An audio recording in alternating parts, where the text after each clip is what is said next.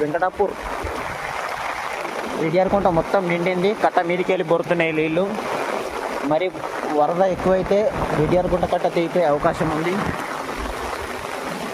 వచ్చే వాళ్ళైనా పోయే వాళ్ళైనా చూసుకుంటారండి.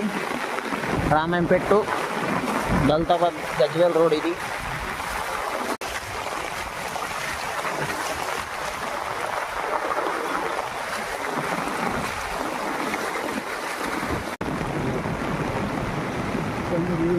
హనుమాన్ టెంపుల్ గుడికి మట్టగా వచ్చినాయి. అంత వాటర్. వెహికల్స్ స్లోగా వస్తున్నాయి. వాటర్ బాగున్నాయి.